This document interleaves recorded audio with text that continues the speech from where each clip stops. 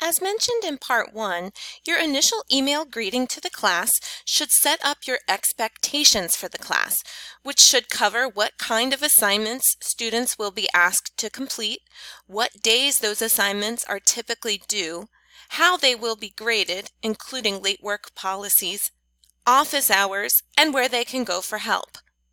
It's also a good idea to create a schedule for yourself as to when you typically are online monitoring the class, and to let the students know when that is, mornings, evenings, and so forth, as well as your typical response time.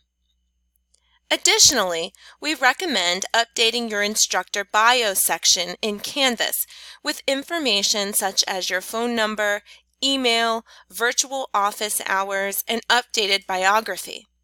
This can be accessed by clicking on Account, clicking on the Profile link, and then clicking the Edit Profile button. Communication is more challenging and more critical in the online learning environment to prevent disconnect. Students can become disengaged if they feel their instructor isn't reading their work and contributions. You should make it clear in your syllabus and introductory email that you will read every post but not respond to every post.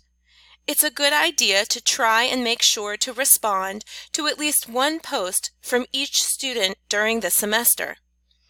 Also, if a student is not meeting expectations in their posts or other work, they need to be alerted to this fact in the comments section for the assignment in SpeedGrader, which is private to the student.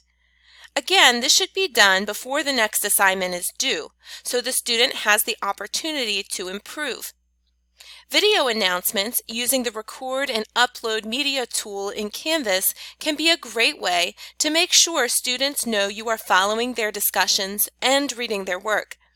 Weekly video updates and announcements are also a great time-saving device. We will discuss this later in the training in more detail, but a good practice is to keep a notebook next to your computer to write down notes, thoughts, and impressions as you read through the forums, and then use the Record and Upload Media tool in Canvas to record a recap of the week and post it to the announcements section of the course. This is also an excellent way to maintain social presence in the course.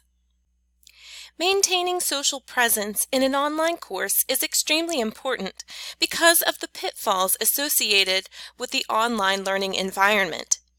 It is very easy for there to be a lack of personal interaction. It is very important for the instructor to create opportunities for both peer-to-peer and student-instructor interaction.